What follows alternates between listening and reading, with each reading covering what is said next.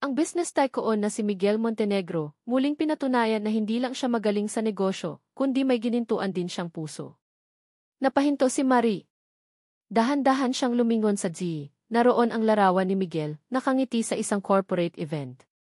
Ayon sa aming nakalap na impormasyon, patuloy ng masayang news anchor, ang EHI ng Montenegro Corp. Ay personal na tumulong sa isang pamilyang nasangkot sa isang minor accident sa Laguna. Si Ing E. Montenegro raw mismo ang nagdala sa mag-ina sa ospital at sinagot ang lahat ng gastusin. Kasabay nito, isang larawan ang ipinakita sa screen, isang kuha mula sa labas ng ospital. Naroon si Miguel, mukhang nag-aalala. At sa likuran, bahagyang malabo, ay ang kanyang sarili, mukhang pagod at gusgusin. Naramdaman ni Marie na parang naninikip ang kanyang dibdib. At syempre, dagdag ng anchor na tila kinikilig, speaking of E. Montenegro, inaabangan na ng lahat ang kanyang wedding of the year sa fiance nitong si Katrina Sandoval, na ayon sa aming source, ay mas pinabilis pa at magaganap na sa susunod na buwan. Isang malaking larawan ni na Miguel at isang magandang babae, si Katrina, ang ipinalit sa screen. Magkatabi, nakangiti, perpekto. Isang kasinungalingan. Lahat ay kasinungalingan. Ito ang gawa ni Doña Eleanor. Isang perpektong paraan para linisin ang pangalan ng anak at itago ang katotohanan. Isang paraan para ipamukha sa kanya kung saan siya lulugar. Kinuha niya ang kanyang cellphone, nanginginig ang mga daliri habang nag-search online. Naroon nga isang article mula sa isang sikat na society blog. Ang headline, ang gintong puso ng isang Montenegro, si, naging good Samaritan sa isang less fortunate na pamilya. Binasa niya ang mga salita. Charity case. Kawawang single mother. Sinuwerte. Ang bawat salita ay isang sampal. Ang bawat pangungusap ay isang pang-iinsulto sa lahat ng kanyang pinaghirapan. Ang dignidad na pilit niyang iningatan sa loob ng 6 na taon ay winasak sa isang article lang. Ito pala ang tingin sa kanya ng mundo nila. Isang pulubi na kailangang kaawaan. Pumasok si Miguel sa silid, may dalang tray ng almusal. Marie, kumain ka na. Hindi nito natapos ang sasabihin nang makita ang ekspresyon sa mukha niya. At sa eksaktong sandaling iyon, muling tumunog ang telepono ni Miguel. Nakita ni Marie ang pangalan sa screen. Katrina. Tila ba nananadya ang tadhana? Tumingin si Miguel sa kanya, sa telepono, at pabalik sa kanya. Puno ng pag-aalinlangan, sinagot niya ito. Hello, Kati. Lumayo siya ng kaunti, bumubulong sa telepono, ngunit sa sobrang tahimik ng silid, dinig na dinig ni Marie ang bawat salita. Yeah, I saw the news. No, it's not, it's just a misunderstanding, an accident. Isang sandaling katahimikan. Of course. Of course, the wedding will push through. Yes, I'll see you tonight. Okay. Bye. Ibinaba ni Miguel ang tawag at humarap kay Marie, ang mukha ay puno ng pagkakasala. Marie, yung sa news. Yung sa kasal. Gawa lang yan ni Mommy. Hindi. Ngunit hindi na nakikinig si Marie. Ang huling pag-uusap na iyon ang tuluyang nagtakda sa kanyang desisyon. Sa isipan ni Miguel, tuloy pa rin ang kasal. Tuloy pa rin ang buhay niya bilang isang Montenegro. At siya, isa lang siyang misunderstanding. Isang aksidente. Tumingin si Marie kay Miguel, ngunit sa unang pagkakataon, wala nang galit sa kanyang mga mata. Wala na ring sakit. Ang naroon ay isang nakapangingilabot na kawalan. Isang blankong tingin na tila tumatago sa kanya. Tumayo siya. Magbabantay lang ako sa labas, sabi niya, ang boses ay kalmado. Gisingin mo na lang ako kapag aalis na tayo. Tumango si Miguel, tila nabunutan ng tinik na hindi na siya nito sinisigawan. Lumabas si Marie ng silid. Ngunit hindi siya nagbantay sa labas. Dumiretso siya sa nurse station, nagtanong kung saan ang billing section. Gamit ang maliit na perang natitira sa kanyang wallet, kumuha siya ng taxi. Umuwi siya sa Santa Rosa, mabilis na inimpeke ang lahat ng mahahalagang gamit nila ni Alfie sa 2 malaking bag pagkatapos, bumalik siya sa ospital. Nang pumasok siya sa silid, nakita niyang natutulog si Miguel sa silya, halatang napuyat. Maingat niyang ginising si Alfie. Anak, aalis na tayo, bulong niya. Saan po tayo pupunta, Nay? Tanong ng inaantok pang bata. Basta. Sa isang lugar na tahimik, sagot ni Marie habang isinusuot ang jacket ng anak. Maingat, nang walang ingay, binuhat niya ang mga bag at inakay si Alfie palabas ng silid, palabas ng ospital, at palayo sa buhay na iyon. Nang magising si Miguel, ang araw ay mataas na. Ang unang napansin niya ay ang sobrang katahimikan. Tumingin siya sa kama. Walang Alfie. Tumingin siya sa paligid. Walang Marie. Ang silid ay malinis, tila ba walang sinumang gumamit nito. Isang malamig na takot ang gumapang sa kanyang dibdib. Tumayo siya, ang puso ay kumakaripas. Marie. Alfie. Walang sumasagot. At doon, sa ibabaw ng bedside table kung saan niya iniwan ang mansanas, may nakita siyang isang maliit na piraso ng papel, nakatupi ng maayos. Nanginginig ang kanyang mga kamay habang inaabot ito. Binuksan niya. Sulat kamay ni Marie. 2 maikling pangungusap. Salamat sa lahat. Pero tama na. Ang 2 pangungusap sa piraso ng papel ay parang yelong tumusok sa puso ni Miguel. Salamat sa lahat. Pero tama na. Nguyang-nguya niya ang mga salita, paulit-ulit, hanggang sa mawalan na ito ng kahulugan at ang tanging natira ay ang bigat. Isang malamig na takot ang nagsimulang gumapang mula sa kanyang tiyan paakyat sa kanyang lalamunan. Umalis na sila. Iniwan na naman siya. Sa isang iglap, ang takot ay napalitan ng purong gulat. Tumakbo siya palabas ng silid, ang puso niya ay dumadagundong sa kanyang dibdib. Marie! Alfie, sigaw niya sa pasilyo, hindi alintana ang mga nagtatakang tingin ng mga nurse at pasyente. Nakarating siya sa nurse station. Miss, yung pasyente sa room 402. Si Maricela Reyes at ang anak niya, nakita niyo ba? Tanong niya, ang boses ay nanginginig at hirap sa paghinga. Tumingin sa kanya ang nurse, puno ng pagtataka. Sir, ang alam ko po, kakadischarge lang po ni Ma'am kaninang umaga. Sinabi niya po na inutusan niyo raw po siyang mauna na. Isang kasinungalingan. Isang perpektong kasinungalingan.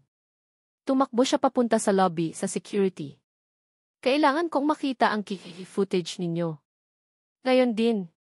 Sorry po, sir, magalang ngunit matatag na sabi ng guard. Hindi po kami pwedeng maglabas ng footage nang walang police report. Miguel Montenegro, sigaw niya, isang pangalang dati ay nagbubukas ng lahat ng pinto, ngunit ngayon ay wala ng silbi. Napahilamos siya sa kanyang mukha. Kinuha niya ang kanyang cellphone, nanginginig ang mga kamay habang paulit-ulit na dinadyal ang numero ni Marie. Bawat tawag, pareho ang sagot. Isang malamig, walang emosyong boses mula sa network provider. The number you have dialed is currently not in service.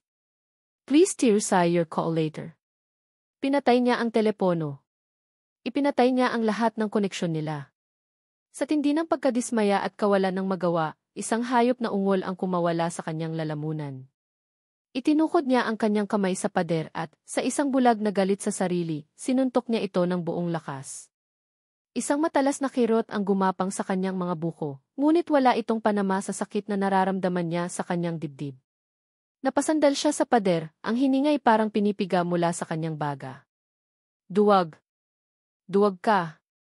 Sa gitna ng kanyang pagpapanik, isang pangalan ang pumasok sa kanyang isip. Ang huling pag-asa niya. Muli niyang kinuha ang telepono at pinindot ang numero. Nang sagutin ito, ang boses ni Miguel ay puno ng galit.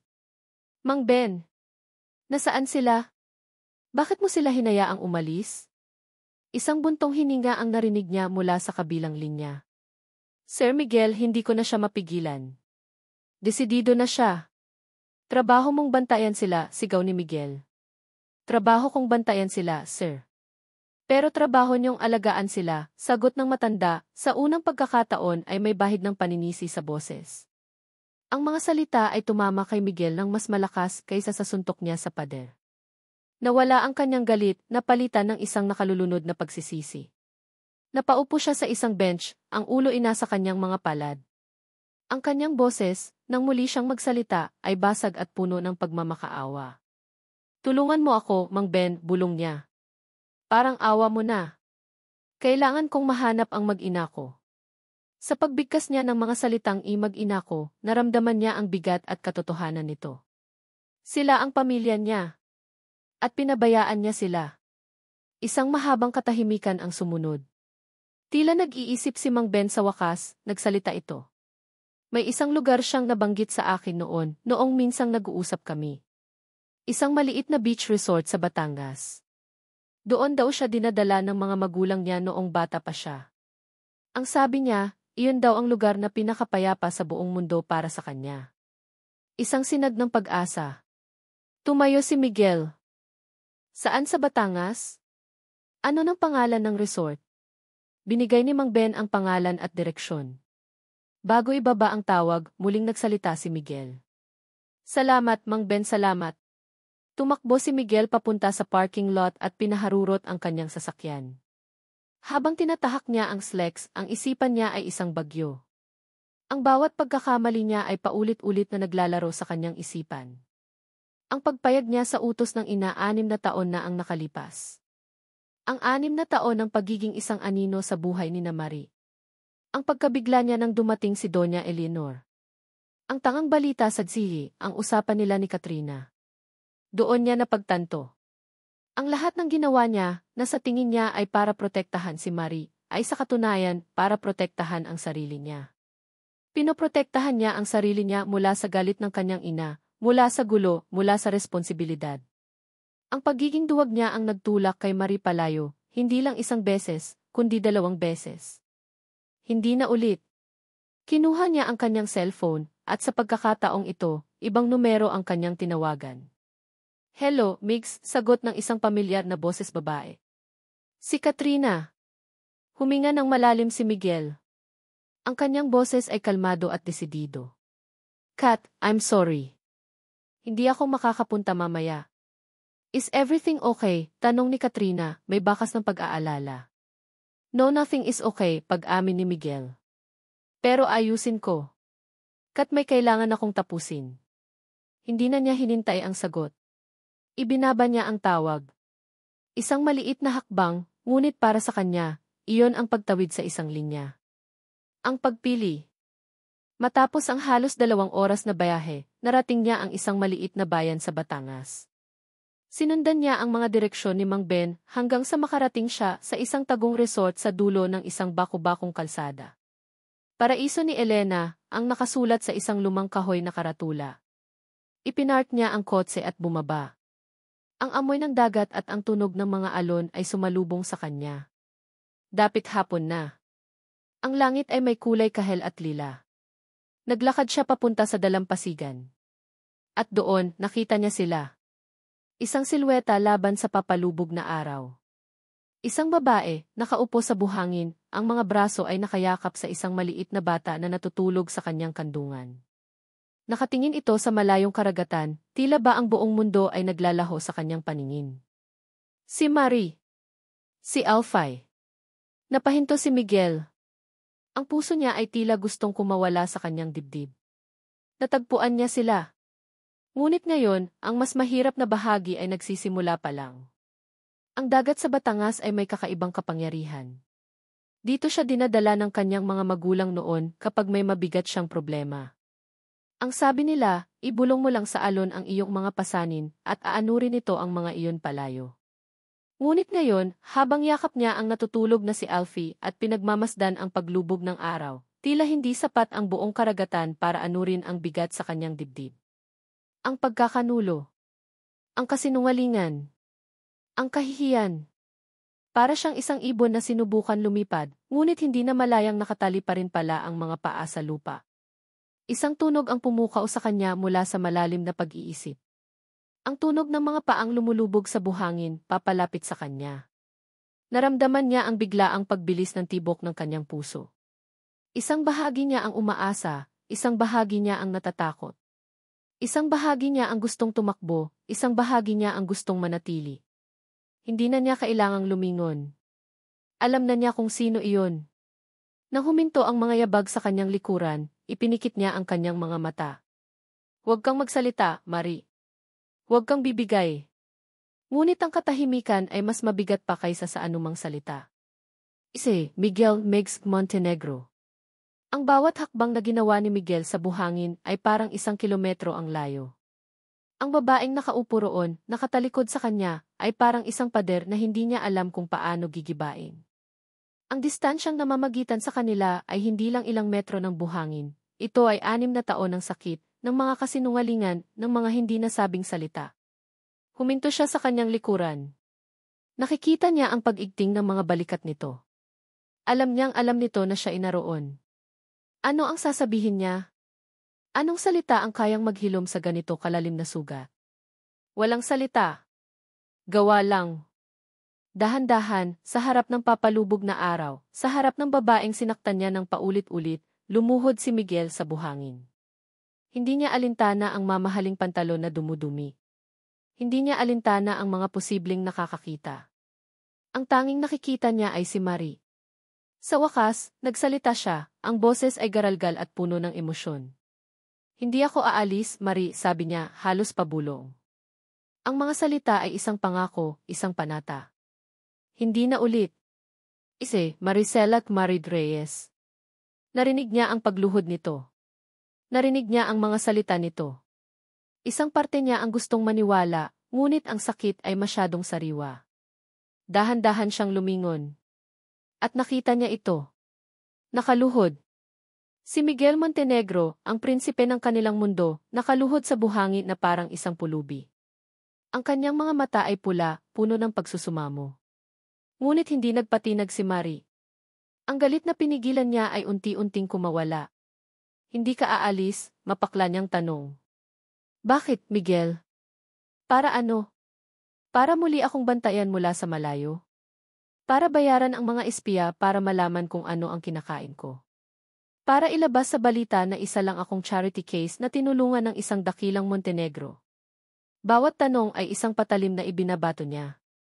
Hindi, Marie, please, T. Ano, Miguel? Ano pa ang hindi ko alam? Pagpapatuloy niya, ang boses ay nagsisimula ng manginig. Gaano katagal mo nang alam ang lahat? Ang buong buhay ko ba ay isang malaking palabas na ikaw ang direktor?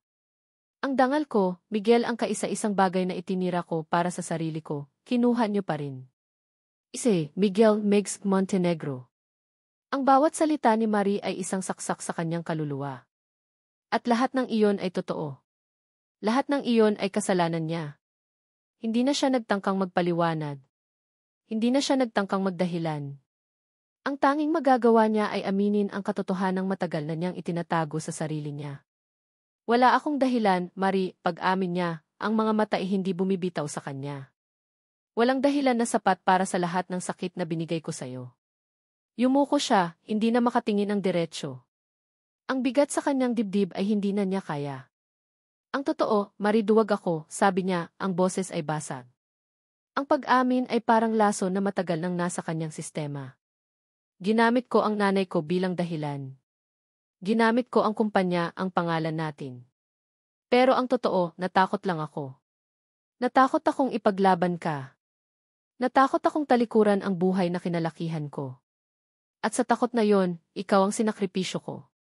Sa pagbigkas niya ng mga huling salita, naramdaman niya ang isang bagay na matagal na niyang hindi naramdaman. Isang mainit na likido ang pumatak mula sa kanyang mga mata, pababa sa kanyang pisngi. Umiiyak siya. Sa unang pagkakataon sa harap ni Marie, umiiyak si Miguel Montenegro. Hindi dahil sa awa sa sarili, kundi dahil sa purong pagsisisi. Maricela Marid Reyes. Natigilan si Marie. Nakita niya ang pagpatak ng luha sa mga mata ni Miguel. Hindi ito ang aroganting tagapagmana na nakita niya sa ospital. Hindi ito ang duwag na lalaking tumalikod sa kanya 6 na taon na ang nakalipas. Ang taong nakaluhod sa harap niya ngayon ay isang taong basag. Isang taong wasak. Sa isang iglap, ang lahat ng galit at pait na kinimkim niya ay tila nagsimulang matunaw. Ang pader na itinayo niya sa paligid ng kanyang puso ay nagsimulang magkaroon ng mga bitak. Nakita niya hindi ang isang Montenegro, kundi si Migs. Ang Migs na minahal niya. Ang Migs na nawala. Dahan-dahan, nang hindi namamalayan, iniangat niya ang kanyang kamay. Isang maliit na galaw lang. Isang pagnanais na pahirin ang mga luha nito na sabihing tama na. Ngunit bago pa man dumapo ang kanyang kamay, isang pamilyar na tunog ang muling pumunit sa kanilang mundo. Ring. Ring. Ang cellphone ni Miguel. Nakita ni Marie ang pagbabago sa mukha ni Miguel. Mula sa pagiging wasak, napalitan ito ng gulat at pagkatapos ay ng isang bagong determinasyon. Kinuha nito ang telepono mula sa bulsa. Sa screen, malinaw na nakasulat ang iisang salita, Mommy. Ito na ang pagsubok. Ang huling pagsubok. Anong gagawin niya? Itatago ba niya ito? Aalis ba siya para sagutin ito ng palihim? Ngunit iba ang ginawa ni Miguel. Tumingin ito ng diretso sa mga mata ni Marie, isang tingin na nangangako, isang tingin na nagsasabing magtiwala ka. Huminga ito ng malalim, pinindot ang answer button, at kasabay nito, pinindot din ang speaker button. Ang boses ni Doña Eleanor, malamig at nanggagalit, ay umalinggaw sa tahimik na dalampasigan. Miguel Alfonso. Where the hell are you? May kasal kang kailangang asikasuhin, hindi yung nagpapakagago ka dyan sa babaeng yan. Hindi kumurap si Miguel. Nakatitig pa rin siya kay Marie. Dinala niya ang telepono sa tapat ng kanyang bibig. Ang kanyang boses, nang sa wakas ay lumabas, ay kalmado, matatag at pinal. Mom! It's over. Ang boses ni Doña Eleanor ay parang isang matalim na bubog na sumira sa kapayapaan ng dapit hapon. Para kay Miguel, ang buong mundo ay biglang tumahimik at ang tanging naririnig na lang niya ay ang boses na iyon at ang marahang paghinga ni Marie sa kanyang tabi. Ngunit sa pagkakataong ito, hindi takot ang naramdaman niya, kundi isang kakaibang kalma. Isang desisyon. Miguel Alfonso. Huwag mo akong i-over dyan. Umuwi ka dito ngayon din, sigaw ng ina sa kabilang linya. Hindi na ako uwi, ma, kalmadong sagot ni Miguel, ang mga mata ay nanatiling nakatitig kay Marie. Nakita niya ang pagkabigla sa mga mata nito, ang pag-aalinlangan. Kailangan niyang patunayan dito at sa sarili niya na iba na ngayon. Ano nang sinasabi mo? Nanggagalaiting tanong ni Doña Eleanor. Nakakalimutan mo na ba kung sino ka? Ang kasal. Ang pamilya Sandoval. Ang pangalan natin. Itatapon mo ang lahat ng iyan para sa isang babaeng walang-wala? Ang babaeng to, Mariing sabi ni Miguel, at ang anak niya, sila ang pipiliin ko. Anak! Isang mapanlait na tawa ang narinig ni Miguel. Huwag kang mag-ilusyon, Miguel. Hindi mo dugot laman yan. Hindi yan totoo, mabilis na sagot ni Miguel, isang kurot ng pagdududa ang sumagi sa isip niya, ngunit mabilis niya itong iwinaksi. Tumingin siya kay Alfie na natutulog pa rin sa kandungan ni Marie. Kahit ano pa ang sabihin mo, anak ko siya. Isang sandaling katahimikan. At pagkatapos, ang huling alas ng kanyang ina. Ang banta na sa buong buhay niya ay kinatakutan niya. Kung hindi ka uwi ngayon din, kalimutan mo na isa kang Montenegro, angil nito. I will disinherit you. Wala kang makukuha kahit isang sentimo. Tingnan natin kung paano ka bubuhayin ang babaeng yan. Ito na. Ang dulo ng linya. Ang hatol. Huminga ng malalim si Miguel. Ang mga salitang ito, na minsan ay parang katapusan ng mundo para sa kanya, ay ngayon parang hangin na lang na dumaan. Then so be it, sagot niya. I choose them. Isang nakabibinging katahimikan ang sumunod. Akala ni Miguel ay ibababa na ng ina ang tawag. Akala niya ay tapos na. Ngunit mali siya. Ang sumunod na boses ni Doña Eleanor ay hindi nagalit. Ito ay isang bagay na mas masahol pa. Isang boses na puno ng purong kamandag, isang boses na gustong manakit, gustong wasakin ang lahat. Napakatanga di. Isang sigaw na puno ng pait. Akala mo ba hindi ko alam? Akala mo ba nalinlang mo ako sa loob ng 6 na taon? Natigilan si Miguel. Ano nang sinasabi mo? Ens bata. Yengis bastardo mong anak, dagundong ng boses sa speaker, at nakita ni Miguel kung paano napapitlag si Marie sa salitang iyon. 6 taon kong alam dinri anak iis kanya. Mula noong unang araw dinri umalis siya. Ang mundo ni Miguel ay gumuho. Ang hangin ay tila ninakaw mula sa kanyang mga baga. 6 na taon. Ginamit ko lang yon, patuloy ng ina, ang bawat salita ay isang patalim. Ginamit ko ang sikreto mo para mapasunod ka sa lahat ng gusto ko. Bawat paghingi mo ng pera para sa proyekto mo, bawat pag-alis mo para mag-unwind, alam ko kung saan ka pupunta. Alam kong binibigay mo sa kanila. At hinayaan ko. Hinayaan ko dahil iyon ang tanikala ko sa'yo. Iyon ang pamigil ko para sumunod ka sa kasal kay Katrina, para gawin mo ang lahat ng gusto ko. Pero ngayon wala na. Wala na kayong lahat sa akin. Parang nabingi si Miguel. Ang mga alon, ang hangin, ang paghinga ni Marie lahat ay nawala. Ang tanging umuugong sa kanyang isipan ay ang mga salita ng ina. Hindi lang pala siya binantayan ni Mang Ben, binantayan din siya ng sarili niyang ina. Ang 6 na taon ng kanyang isakripisyo, ng kanyang lihim na pagtulong, ng kanyang pagiging bayani sa sarili niyang kwento lahat pala ay isang malaking komedya. Isang dula na ang kanyang ina ang nagsulat, nagdirek, at nanood mula sa itaas. Hindi lang pala siya duwag. Naging isa siyang tanga. Isang tau-tauhan sa sarili niyang dula. Ang lahat ng pagsisisi ay biglang napalitan ng isang malamig at nag-aapoy na galit. Galit hindi lang sa kanyang ina, kundi sa sarili niya dahil sa pagiging bulag. Ngunit sa ilalim ng galit, may isang kakaibang pakiramdam na umuusbong. Isang pakiramdam ng gaan. Ang bigat na pinasa niya sa loob ng 6 na taon biglang nawala. Dahil hindi pala iyon bigat. Isa pala iyong kadena. At ngayon, putol na ito. Tumingin siya kay Marie. Nakita niya sa mga mata nito ang parehong pagkabigla, ang parehong sakit ng pagkakanulo. Sa isang iglap, naintindihan nila ang isa't isa ng higit pa kaysa dati. Pareho silang biktima ng parehong tao. Dahan-dahan, itinaas ni Miguel ang kanyang daliri at pinindot ang pulang end call button.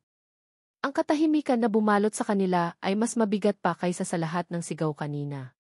Ang tanging maririnig na lang ay ang marahang paghampas ng alon sa dalampasigan. Tumayo si Miguel mula sa pagkakaluhod. Pinagpagan niya ang buhangin sa kanyang pantalon. Tumingin siya kay Marie, hindi na bilang isang taong humihingi ng tawad, kundi bilang isang kakampi. Wala nang takot sa kanyang mga mata. Wala nang pag-aalinlangan. Inilahad niya ang kanyang kamay kay Marie. Isang paanyaya. Isang pangako. Uwi na tayo, sabi niya, ang boses ay kalmado ngunit puno ng isang bagong lakas. Humarap siya sa direksyon kung nasaan ang Maynila, kung nasaan ang lahat ng kasinungalingan. Haharapin natin sila. Tumingin siya pabalik kay Marie at idinugtong ang mga salitang pinakamahalaga sa lahat. Nang magkasama, ang bayahe pabalik ng Maynila ay ang pinakatahimik at pinakamabigat na bayaheng naranasan ni Maricela sa buong buhay niya. Nakaupo siya sa passenger seat, habang si Alfie ay mahimbing na natutulog sa likod, pagod sa emosyon ng maghapon.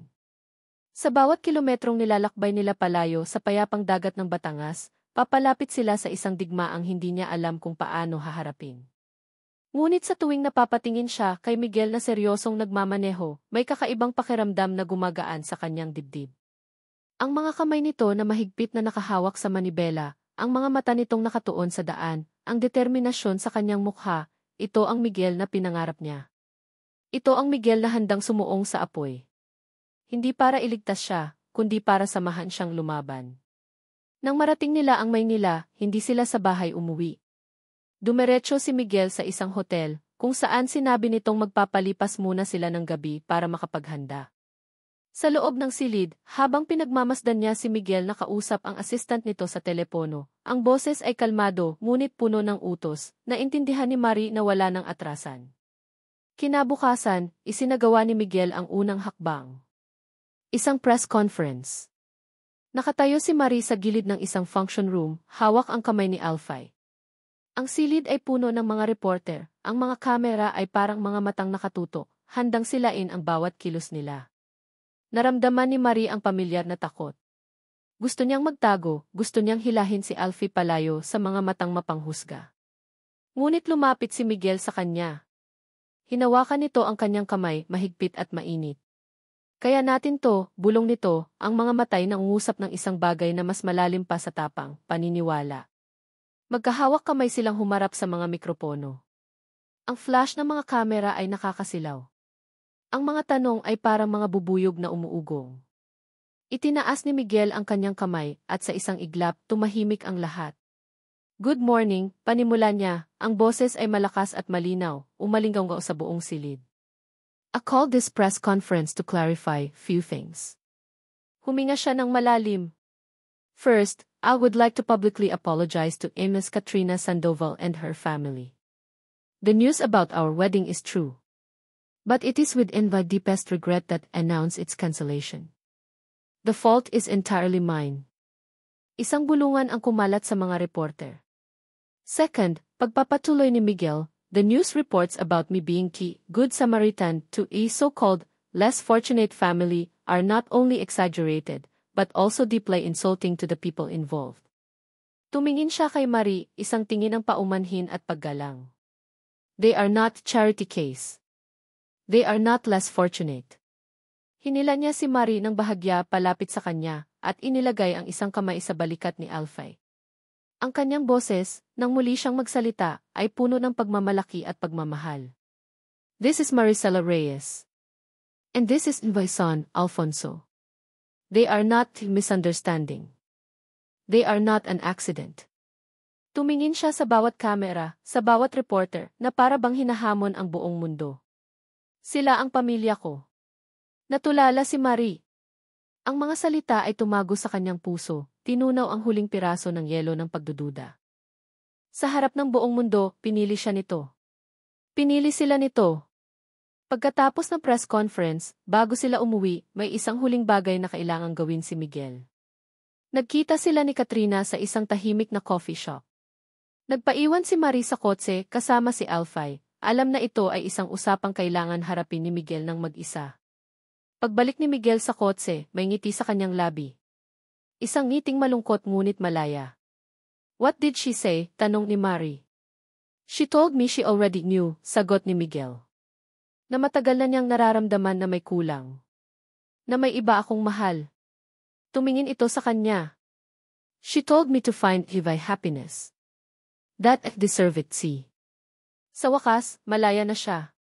Malaya na sila. Ngayon, iisa na lang ang kailangan nilang harapin. Ang reyna. Ang Montenegro Mansion ay kasing lamig at kasing laki ng dati. Ang malawak na sala ay nakabibingi sa katahimikan. Walang mga katulong na sumalubong. Tila isang palasyong inabandona. At doon, sa gitna ng sala, sa kanyang paboritong silya na parang isang trono, nakaupo si Doña Eleanor. Nakasuot ito ng isang eleganteng bestida, ang buhok ay perpektong nakaayos. Ngunit may iba sa kanya.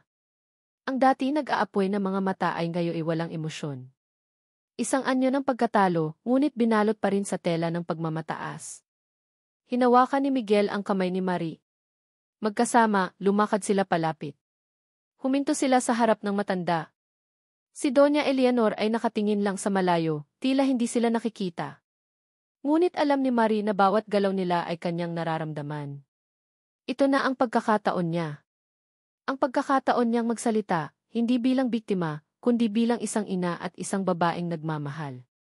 Magandang hapon po, simula ni Marie, ang boses ay kalmado at magalang, walang bahid ng galit o takot. Walang sagot. Alam ko po na mahirap itong tanggapin, pagpapatuloy ni Marie, hinigpitan ang hawak sa kamay ni Miguel. At naiintindihan ko po kung magagalit kayo sa akin. Pero hindi po ako naparito para humingi ng tawad sa pagmamahal ko sa anak ninyo. Sa wakas, dahan-dahang ibinaling ni Doña Eleanor ang kanyang tingin sa kanya. Ang mga mata nito ay malamig, ngunit nakikinig ito. Itinuro ni Marie si Alfie, na ngayon ay nagtatago sa likod ng mga binti ni Miguel, bahagyang sumisilip. Maaaring hindi ninyo ako matanggap, sabi ni Marie, ang boses ay matatag. Pero apo ninyo si Alfie. Dugo ninyo siya. At kahit ano pa po ang mangyari, mamahalin namin siya ng sapat para sa lahat.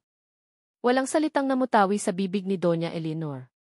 Tinitigan niya si Alfie ng matagal, isang tingin na hindi mabasa ni Marie. Pagkatapos, ibinalik nito ang tingin sa kawalan. Dahan-dahan, tumayo ito mula sa kanyang trono. Hindi ito tumingin sa kanila. Walang sinabi. Nang walang anumang salita, tumalikod ito at nagsimulang maglakad paakyat sa malawak na hagdanan, ang bawat hakbang ay mabagal at mabigat. Ang kanyang tuwid na likod ang huling imaheng nakita nila, bago ito tuluyang maglaho sa dilim ng ikalawang palapag. Lumipas ang ilang buwan. Ang ingay na nilikha ng press conference ay unti-unti nang humupa, napalitan ng ibang mga eskandalo, ibang mga balita. Ang mundo ay nagpatuloy sa pag-ikot. Ngunit para kay Miguel, ang kanyang mundo ay sumailalim sa isang malaking pagbabago. Tinutuon niya ang kanyang sinabi. Isang linggo matapos ang pagharap nila sa kanyang ina, formal siyang nag-resign bilang isihi ng Montenegro Corporation. Ang balita ay gumimbal sa business world, ngunit para kay Miguel, ito ay parang pagtanggal ng isang mabigat na kadenang matagal nang nakakabit sa kanyang liig.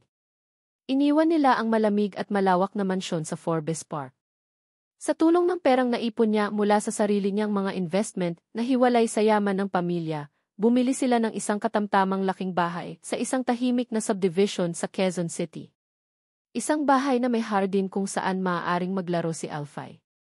Isang bahay na may sapat na sikat ng araw. Isang bahay na matatawag nilang kanila. Si Miguel, na dating nagpapatakbo ng isang multibilyong pisong kumpanya, ay nagsimula ng isang maliit na startup. Isang tech company na siya mismo ang nagtayo kasama ang dalawa niyang kaibigan mula sa kolehiyo. Ang opisina nila ay maliit, masikip at madalas ay amoy instant noodles at murang kape. Isang hapon, dinalaw ni Marie si Miguel sa opisina nito, dala-dala ang pananghalian. Nakita niya itong nakaupo sa isang simpleng desk, ang manggas ng kanyang polo ay nakatupi hanggang siko, ang buhok ay bahagyang magulo, at may malalim na kunot sa noo habang nakatitig sa computer screen. Napapalibutan siya ng mga whiteboard na puno ng mga sulat at diagram. Migs, tawag ni Marie. Nag-angat ito ng tingin, at sa isang iglap, nawala ang kunot sa kanyang noo at napalitan ng isang ngiting pagod ngunit masaya. Isang ngiting hindi niya madalas makita noon. Marie, nandyan ka pala. Break muna, sabi ni Marie habang inilalapag ang baunan sa kanyang mesa. Baka matunaw na yung screen sa titig mo. Tumawa si Miguel. Sorry. Medyo nakaka-stress lang tong bagong software na dinidevelop namin. Tumayo ito at niyakap siya. Pero ito yung stress na gusto ko. Yung sa akin. Habang kumakain sila, pinagmasdan ni Marie ang paligid. Ang gulo, ang ingay ng mga keyboard, ang tawanan ng mga empleyado ni Miguel. Malayo ito sa eleganteng corner office nito sa Makati na may tanawin ng buong syudad. Ngunit dito, sa maliit na espasyong ito, nakikita niya si Miguel na mas buhay, mas totoo. Ang relasyon nila sa kanyang ina ay nanatiling malamig. Hindi na sila nagkausap mula noong araw na iyon. Ngunit may mga maliliit na senyales. Minsan, isang delivery truck ang darating sa bahay nila, dala-dala ang pinakabagong video game console na gustong-gusto ni Alfie. Noong isang linggo, isang kumpletong set ng art materials ang dumating. Walang card, walang pangalan, ngunit alam nila kung kanino galing. Isang paraan ng pakikipag-usap ng isang reynang hindi marunong bumaba sa kanyang trono. Hindi pa ito pagpapatawad, pero isa na itong simula. Isang gabi, habang naghahapunan sila sa kanilang maliit na dining area, ang tawanan ni Alfie ang pumupuno sa buong bahay. Ikinukwento nito ang kanyang araw sa bago niyang eskwelahan. Tapos po, Papa, sabi ni Alfie, ang mga mata ay nagniningning. Sabi po ng teacher ko, ang galing-galing ko raw po mag-drawing ng dinosaur. Ang salitang si Papa ay bago pa lang sa pandinig ni Miguel. Sa tuwing naririnig niya ito mula kay Alfie, may kung anong mainit na kumakalat sa kanyang dibdib. Isang halo ng saya at ng bahagyang kirot para sa mga taong nasayang. Talaga, champ. Patingin ako mamaya, nakangiting sabi ni Miguel. Pagkatapos ng hapunan, habang si Marie ay naghugas ng pinggan, lumapit si Miguel at niyakap siya mula sa likod, ipinatong ang baba nito sa kanyang balikat. Thank you, Marie, bulong nito. Para saan? Tanong ni Marie habang nagpupunas ng kamay. Para dito. Para sa lahat ng to. Humarap si Marie sa kanya at hinaplos ang kanyang mukha. Nakita niya ang mga bagong guhit ng pagod sa paligid ng mga mata nito, ngunit nakita rin niya ang kapayapaan na wala roon dati. Ikaw ang gumawa nito, Migs. Pinili mo to. Pinili kita, pagtatama ni Miguel. Nang gabing iyon, matapos nilang patulugin si Alfie, naupo sila sa maliit na balkonahe ng kanilang kwarto, nakatingin sa mga bituin. Ang hangin ay malamig, ngunit ang katahimikan sa pagitan nila ay komportable. Are you happy? Tanong ni Miguel, ang boses ay seryoso. Tumingin si Marie sa kanya. Pinag-isipan niya ang tanong. Ang buhay nila ay hindi na kasing dali. Kailangan nilang magtipid. Kailangan nilang magtrabaho ng doble. Ngunit sa bawat paggising niya sa umaga, nakikita niya si Miguel sa tabi niya. Naririnig niya ang halakhak ni Alfie sa sala. Wala nang takot, wala nang pagtatago. Ngumiti si Marie, isang ngiting totoo at nagmumula sa puso. Sa wakas, sagot niya. Nakahinga ng maluwag si Miguel, tila ba iyon ang sagot na matagal na niyang hinihintay. May kinuha siya mula sa bulsa ng kanyang pantalon. Hindi ito malaki. Hindi ito kumikinang ng sobra-sobra. Isang maliit na kahon na gawa sa velvet. Dahan-dahan niya itong binuksan sa harap ni Marie. Sa loob ng maliit na kahon na gawa sa velvet, isang singsing ang nagniningning sa ilalim ng liwanag ng buwan. Hindi ito ang klase ng singsing na inaasahan ng sinuman mula sa isang Montenegro. Walang malaking diamante na nakakasilaw. Sa halip, isa itong simpleng gintong singsing na may maliit at solong perlas sa gitna. Simple, elegante at totoo. Parang ang buhay na sinusubukan nilang buuin ngayon. Natigilan si Maricela. Ang kanyang puso, na sa wakas ay natututo ng tumibok ng normal, ay muling kumabog ng mabilis, ngunit sa pagkakataong ito, dahil sa purong kilig at pag-asa. Kinuha ni Miguel ang singsing mula sa kahon. Ang kanyang mga kamay, na napansin ni Marie ay bahagyang nanginginig, ay hinawakan ang kanyang kamay. Tumingin siya ng diretsyo sa kanyang mga mata, ang mga mata na minsan ay puno ng takot at pag-aalinlangan ay ngayon ay puno na ng katiyakan. Hindi ito pangako ng isang perpektong buhay, Marie, simula niya, ang boses ay seryoso ngunit puno ng lambing. Hindi ko maipapangako na hindi na tayo maghihirap, o hindi na tayo mag-aaway, o hindi na tayo haharap sa mga problema. Alam kong marami pa tayong kailangang ayusin. Sa ating dalawa. Sa sarili natin. Huminga siya ng malalim, hinigpitan ang hawak sa kamay ni Marie. Pero ito ang pangako ko, pagpapatuloy niya. Pangako na sa bawat paggising mo, ako ang una mong makikita. Pangako na sa bawat problema, hindi na kita hahayaang harapin mag-isa. Pangako na ang bawat desisyon na gagawin ko, ikaw at si Alfie ang laging mauna. Pangako na haharapin natin ang lahat ng magkasama. Ang mga luha ay nagsimulang mamuo sa mga mata ni Marie. Ngunit hindi ito mga luha ng sakit o galit. Ito ay mga luha ng kaligayahan, isang kaligayahang hindi niya akalaing mararamdaman niya pa. Maricela Reyes, sabi ni Miguel, ang buong pangalan niya ay parang isang musika sa kanyang bibig. Will you marry me? Will you let me spend the rest of our life proving to you that I'm worthy of your love? Hindi na kailangan ni Marie mag-isip. Ang sagot ay matagal nang nasa puso niya. Bulong niya, habang ang isang butil ng luha ay pumatak sa kanilang magkahawak na kamay. Migs. Yes. Isang ngiti na puno ng ginhawa at purong kaligayahan ang gumuhit sa mukha ni Miguel. Dahan-dahan niyang isinuot ang singsing sa kanyang daliri. Tamang-tama ang sukat. Na para bang doon ito itinakda. Inangat niya ang kamay ni Marie at marahan itong hinalikan, bago siya tingnan muli at unti-unting inilapit ang kanyang mukha sa kanya. Ang kanilang mga labi ay nagtagpo sa isang halik na hindi na puno ng desperasyon o pangulila, kundi ng isang pangako ng isang bagong simula. Makalipas ang isang taon, sa isang maaraw na linggo ng hapon, ang tawanan ay umalinggao sa isang parke sa Quezon City. Isang saranggola na hugis agila ang sumasayaw sa asul na kalangitan. Hawak ni Alfie, na ngayon ay 7 taong gulang na, ang pisi nito, habang si Miguel naman ay tumatawang gumagabay sa kanya. Taas pa, papa. Taas pa, sigaw ng bata, ang mukha ay puno ng purong saya. Mula sa isang bench sa ilalim ng isang puno ng akasya, pinagmamasdan sila ni Maricela. Isang ngiti ang hindi maalis sa kanyang mga labi. Sinulyapan niya ang singsing sa kanyang daliri, ang simpleng perlas na kumakatawan sa lahat ng pinagdaanan nila. Ito ang kanilang katotohanan. Simple, hindi perpekto, ngunit tunay. Ito ang tunay na yaman, bulong niya sa sarili. Nay, tita, tingnan niyo po ang saranggola ko. Ang ganda, di ba? Bigay ni Lola, sigaw ni Alfie, tumatakbo palapit sa kanya, ang pisngi na mumula dahil sa pagod at sa sikat ng araw. Napangiti si Marie sa pagkarinig sa salitang ni Lola. Hindi pa rin sila personal na nagkikita, ngunit ang mga regalo ay patuloy na dumarating, isang tahimik na tulay na unti-unting itinatayo ng isang reynang natututong magmahal mula sa malayo. Ang ganda nga, anak, sagot ni Marie habang inaayos ang buhok ng bata. Lumapit si Miguel, pinupunasan ang pawis sa kanyang noo. Napagod yata ang papa mo, champ, biro nito, habang ginugulo ang buhok ni Alfie. Umupo ito sa tabi ni Marie at sa isang iglap, ang mundo nila ay naging kumpleto. Masaya ka? Tanong ni Marie, isang tanong na alam na niya ang sagot, ngunit gusto pa ring marinig. Tumingin si Miguel kay Alfie na bumalik na sa pagpapalipad ng saranggola. Pagkatapos, tumingin siya kay Marie, ang mga mata ay nagniningning ng higit pa sa anumang diamante. Higit pa sa masaya, sagot niya. Noong una, akala ko tapos na ang kwento ko.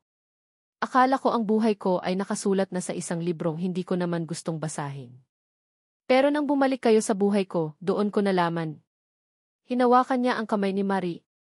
Nagsisimula pa lang pala ang ating kwento. Inakbayan ni Miguel si Marie habang hinawakan naman ni Marie ang kamay ni Alfie na muling lumapit sa kanila.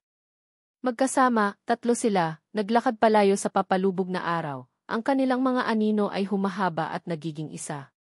Hindi na sila tumatakbo mula sa nakaraan o natatakot sa hinaharap. Dahil ang mahalaga ay ang ngayon, isang pamilyang binuo ng pagpapatawad, pinatatag ng mga pagsubok, at pinag-isa ng mga matapang na pagpili. Ang pag-ibig, sa huli, ay hindi pala isang destinasyon. Ito ay isang paglalakbay na sabay nilang tinatahak, hawak kamay sa bawat bagong simula. At dito nagtatapos ang kwento ni na Miguel, Maricela, at ng kanilang munting si Alfie. Sa bawat isa sa inyo na sumubaybay at naglakbay kasama kami sa bawat kabanata, mula sa kaibuturan ng aking puso, maraming salamat. Ang samahan ninyo sa bawat pagpatak ng luha, sa bawat pagtibok ng puso, at sa bawat munting tagumpay ni na Marie at Migs ang siyang nagbigay buhay sa kwentong ito. Ang pagsulat ng kanilang salaysay ay isa ring paglalakbay para sa akin.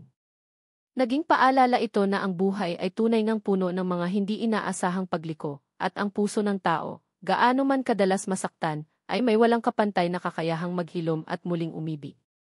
Sana, sa kwento nila, ay may napulot tayong aral na babaunin natin sa ating mga puso. Na ang tunay na pag-ibig ay hindi lamang isang damdamin, kundi isang serya ng matatapang na pagpili, ang pagpiling magpatawad, ang pagpiling umunawa, at ang pagpiling manatili kahit gaano pa kahirap. Na ang tunay na lakas ay hindi nasusukat sa yaman o kapangyarihan, kundi sa tapang na aminin ang pagkakamali at sa pagpapakumbabang bumangon para sa pangalawang pagkakataon. Ngayon, nais ko namang pakinggan ang inyong mga damdamin. Ano ang eksena na pinakatumatak sa inyong puso? Anong aral ang inyong natutunan mula sa paglalakbay ni na Marie at Migs? Inaanyayahan ko kayong iwan ang inyong mga saloobin sa comment section sa ibaba. Ang bawat isa sa inyong mga komento ay nagsisilbing inspirasyon para sa mga susunod pang kwentong ating pagsasaluhan. Muli, maraming salamat sa inyong oras at sa inyong pakikinig. Hanggang sa ating susunod na kwentuhan. May mga gabing pinapayagan ni Maricela Reyes ang sarili niyang titigan ang natutulog na himbing ng kanyang anak at hayaang bumalik ang mga alaala. Ito ang kanyang munting parusa at siya ring kanyang munting gantimpala. Sa mahinang liwanag mula sa siwang ng bintana, tila isang anghel si Alfonso o Alfie, gaya ng tawag niya rito. Ang payapang mukha, ang marahang pagtaas-baba ng munting dibdib, ang bahagyang nakaawang na mga labi. Sa bawat paghinga nito, naririnig ni Marie ang pintig ng sarili niyang puso. 6 na taon. 6 na taong pag-iisa, pagpupursigi at pagtatago. Napapikit si Marie at isang mukha ang muling sumagi sa kanyang isipan. Ang mukhang iyon, na minsan ay dahilan ng kanyang mga ngiti, ay ngayon ay anino na lang ng isang nakaraang pilit niyang tinatalikuran. Ang mga mata nito, ang ngiti, ang paraan ng pagbigkas nito sa kanyang pangalan lahat ay nakatatak pa rin sa kanyang diwa. Isang pangako ang binitiwan niya sa sarili noon, sa gabing lula ng bus ay nilisan niya ang Maynila na dala-dala ang isang lihim sa kanyang sinapupunan, proprotektahan niya ang kanyang anak. Ilalayo niya ito sa lahat ng sakit na maaaring idulot ng mundong minsan niyang ginusto, ngunit hindi para sa kanya. At sa loob ng 6 na taon, nagawa niya iyon. Hinding-hindi kita pababayaan, anak, bulong niya sa hangin, kasabay ng paghaplos sa malambot na buhok ni Alfie. Kahit anong mangyari, sinanailang sapat na. Isang matamis na ngiti ang namutawi sa labi ni Marie. Tama na ang drama. Bukas ay isa na namang bagong araw. Kinabukasan, ang init ng araw ay kasing sigla ng tawanan ng mag-ina. Sabay silang naglalakad pa uwi mula sa palengke ng Santa Rosa. Bitbit ni Marie ang isang bayong na puno ng gulay at isda, habang si Alfie naman ay masayang kumakain ng paborito nitong ice candy. Nay, si Mang Ben po, binigyan ako ng 5 kanina. Masayang balita ni Alfie, ang mga mata ay nagniningning. Talaga, anak? Ano nang sabi mo sa kanya? Tanong ni Marie habang inaayos ang pagkarga sa bayong. Si Mang Ben ang matandang kapitbahay nila na ubod ng bait.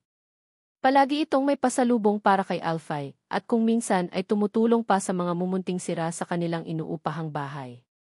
Sabi ko po, thank you po. Tapos sabi niya, basta mag-aral daw po ako mabuti para matuwa si nanay, sagot ng bata, saka muling sumipsip sa kanyang ice candy. Napangiti si Marie. Sa kabila ng lahat, pinagpala pa rin siya sa mga taong nakapaligid sa kanila. Nay, muling tawag ni Alfie, ngayon ay may bahid ng pag-iisip sa boses. Yung sa school po, si Marco, sinundo ng papa niya. Ang laki-laki po ng braso ng papa niya. Natigilan si Marie sa paglalakad. Ito na naman ang usapang pilit niyang iniiwasan. Huminga siya ng malalim bago ngumiti ng pilit sa anak. Ah, ganun ba, anak? Malakas siguro kumain ng gulay ang papa ni Marco. Pero hindi nagpatinag ang bata. Tumingala ito sa kanya, ang mga matay puno ng purong kuryosidad. Nay, yung papa ko po ba gwapo? 1,000 karayom ang tila tumusok sa puso ni Marie. Paano niya sasagutin iyon? Anong isasagot niya? Lumunok siya at naramdaman niya ang unti-unting pagbara sa kanyang lalamunan. Ngumiti siya, isang ngiting hindi umabot sa kanyang mga mata. Naman, anak. Gwapo ang papa mo. Pero mas gwapo ka. Mukhang nasiyahan naman si Alfie sa sagot. Muli itong humiti at nagpatuloy sa paglalakad, nauuna na ngayon sa kanya ng ilang hakbang. Gumaan ang pakiramdam ni Marie. Nailusot na naman niya. Pero hanggang kailan? Nasa tapat na sila ng kanilang eskinita ng isang pamilyar na tunog ang umagaw sa atensyon ni Alfie. Ang tunog ng sasakyan ng sorbetes. Nay! Sorbetes, sigaw ng bata, sabay turo sa kabilang kalsada. Alfie, mamaya na. Kakakain mo lang ng ice candy, malumanay na saway ni Marie, ang mga mata inasa unahan, nag-aabang ng mga sasakyang dumaraan. Ngunit ang pananabik ng isang 6 na taong gulang ay mahirap pigilan. Sa isang iglap, bago pa man makakilo si Marie, bumitaw si Alfie sa hawak niyang ice candy at mabilis na tumakbo patawid ng kalsada. Alfie! Isang sigaw na puno ng pagkasindak ang kumawala mula sa lalamunan ni Marie. Kasabay nito ang isang nakabibinging tunog, ang tunog ng mga gulong na pilit kumakapit sa itim na aspalto. Screech! Nabitiwan ni Marie ang bayong. Ang mga gulay, prutas, at isda ay nagkalat sa kalsada, ngunit ang kanyang mga mata ay nakatuon lamang sa isang bagay. Blag! Isang tunog na hinding-hindi niya malilimutan habang siya'y nabubuhay. Ang tunog ng isang marupok na katawan na tumama sa matigas na bakal ng isang itim at makintab na kotse. Napatigil ang mundo ni Marie. Ang ingay ng paligid ay biglang nawala. Ang tanging nakikita niya ay ang maliit na katawan ng kanyang anak, nakahandusay sa gitna ng daan. Ang pula ng dugo na unti-unting kumakalat mula sa ilalim nito ay tila isang nakapapasong pintura sa itim na aspalto. Hindi siya makagalaw. Hindi siya makahinga. Ang sigaw ay nanatili sa kanyang lalamunan, ayaw kumawala. Hanggang sa isang pinto ng kotse ang bumukas. Isang pares ng mamahaling sapatos na gawa sa katad ang unang lumabas at tumapak sa kalsada. Sumunod ang isang lalaking nakasuot ng plansadong damit. Baka sa mukha nito ang pagkataranta at matinding pag-aalala. Dahan-dahan, sa gitna ng kanyang paghihinagpis, napilitan si Marie na iangat ang kanyang paningin. Ang kanyang mga mata ay naglakbay mula sa sapatos, paakyat sa pantalon, sa damit, hanggang sa marating nito ang mukha ng taong nagmamaneho. Ang mukha na sa loob ng 6 na taon ay pilit niyang kinakalimutan sa kanyang mga panaginip. Ang mukha na dahilan kung bakit siya narito sa Santa Rosa. Ang mukha ng ama ni Alfie. Nakatayo roon si Miguel Alfonso Montenegro, ang kanyang mga mata inanlalaki sa gulat at takot.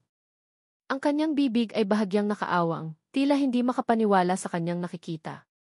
Nagtagpo ang kanilang mga mata. Sa isang saglit, ang oras ay huminto. Nakita ni Marie ang pagkilala sa mga mata nito, ang pagkabigla, ang kalituhan. At pagkatapos ay narinig niya ang kanyang pangalan, binigkas nito sa paraang nanginginig at halos pabulong, na para bang nakakita ito ng isang multo mula sa nakaraan. Marie! Ang mga mata ni Miguel ay lumipat mula sa mukha ni Marie, pababa sa duguan at walang malay na bata na nasa kanyang mga bisig. Isang tanong na hindi masabi ang nabuo sa kanyang mga mata, isang tanong na sumaksak sa puso ni Marie nang mas malalim pa kaysa sa anumang sakit na naramdaman niya. Parang isang masamang panaginip ang lahat para kay Miguel. Kanina lang, minamaneho niya ang kanyang sasakyan palabas ng Laguna, aburido ang isip dahil sa isang pulong na hindi naging maganda ang resulta. At sa isang kisap mata, isang bata ang tumawid. Ang nakabibinging tunog ng preno. Ang mahinang kalabog. At ang babaeng sumigaw, isang sigaw na tila gumising sa isang parte ng kanyang kaluluwa na matagal nang natutulog. Marie. At ngayon, narito siya, naglalakad pabalik-balik sa malamig at puting pasilyo ng pinakamahal na ospital sa Maynila. Ang bawat hakbang niya ay tila may bigat na 1 tonelada. Pagkakasala. Iyon ang salitang paulit-ulit na tumatakbo sa kanyang isipan. Pagkakasala dahil sa aksidente. Pagkakasala dahil sa 6 na taong lumipas. Kinuha niya ang kanyang cellphone, nanginginig ang mga kamay habang dinadyal ang numero ng kanyang personal na assistant. Roy, cancel all the appointments for the rest of the day. And for tomorrow, utos niya, ang boses ay mababa at pilit na pinakakalma. And one more thing. I need you to handle everything here at S. Luke's. Everything. S don't care about the cost. Yes, sir, mabilis na sagot mula sa kabilang linya. Pagkababa ng tawag, napasandal si Miguel sa pader. Ipinikit niya ang kanyang mga mata, ngunit ang imahe ni Marie na buhat-buhat ang duguan nitong anak ang sumasalubong sa kanya. Ang itsura nito, mas payat, mas halata ang pagod sa mga mata, ngunit naroon pa rin ang tapang. At ang batang iyon. May kung anong kakaibang pagkirot sa dibdib niya sa tuwing naaalala niya ang mukha nito. Ilang minuto pa, lumabas ang isang nurse mula sa emergency room. Doon, sa isang sulok, nakatayo si Marie. Nakayuko, ang mga braso ay nakayakap sa sarili, tila ba iyon na lang ang pumipigil sa kanya upang hindi gumuho. Dahan-dahang lumapit si Miguel. Marie, tawag niya. Nag-angat ito ng tingin. Ang mga mata nito ay puno ng halo-halong emosyon, galit, sakit, at isang pagod na tila hindi na kayang itago. Huwag mo akong kausapin, malamig niyang sabi. Ang bawat salita ay may talim. I just want to help. I'm responsible for this, pilit ni Miguel. Tulungan. Hindi ko kailangan ng tulong mo, Dinge Montenegro, sagot ni Marie, ang pagbigkas sa apelyido niya ay puno ng diin na para bang isang maruming salita. Kaya kong alagaan ang anak ko. Kaya ko itong panagutan. Gaya ng ginawa ko sa nakalipas na 6 na taon. Bawat salita ay isang sampal sa mukha ni Miguel. Wala siyang maisagot. Dahil totoo. Totoo lahat ng sinabi nito. Iniwan niya ito. O mas tamang sabihin, hinayaan niyang umalis ito. Sakto namang lumabas ang doktor. Agad na lumapit si Marie, ang lahat ng galit ay napalitan ng matinding pag-aalala. Sumunod si Miguel na natili sa likuran, nakikinig. Okay na po ang bata, ma'am.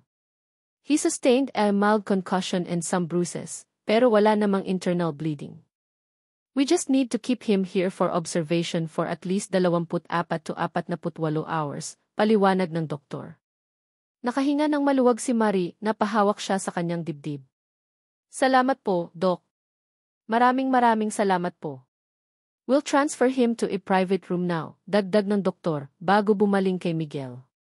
Sir, aayusin na po ng staff ninyo ang lahat ng kailangan. Doon na muling nagsalita si Marie.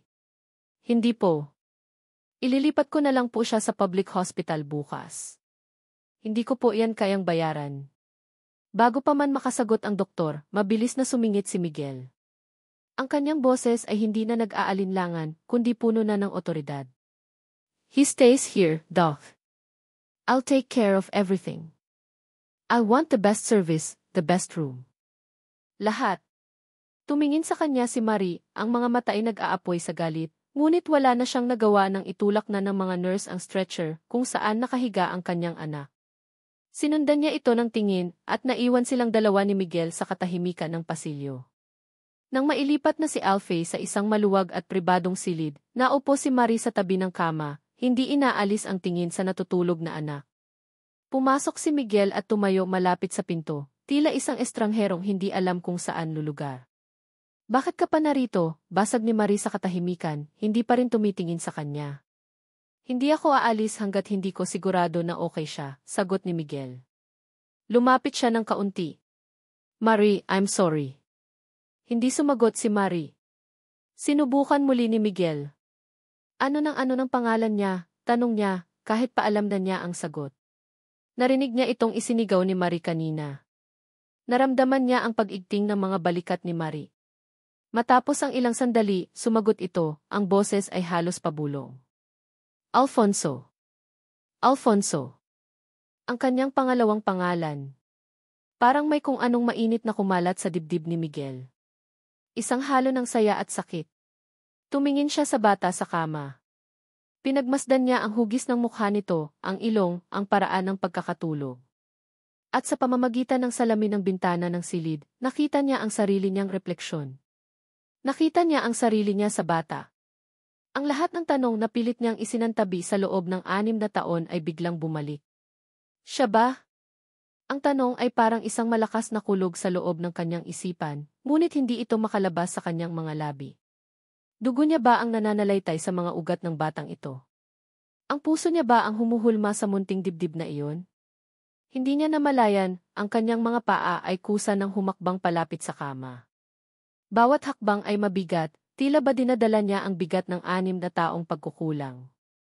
Iniangat niya ang kanyang kamay, may isang hindi mapigilang pagnanasang haplusin ang pisngi ng bata, ngunit ipinako niya ito sa hangin.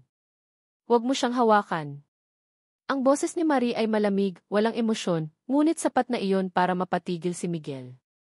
Ibinaling niya ang tingin kay Marie. Nakatayo ito ngayon, tila isang leon ang handang ipagtanggol ang kanyang supling.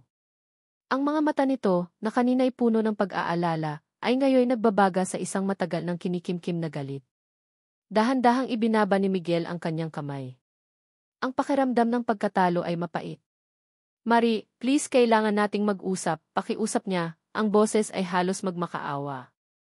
Isang mapaklang tawa ang kumawala sa mga labi ni Marie. Mag-usap? Wala na tayong dapat pag-usapan, Miguel. 6 na taon na ang nakalipas.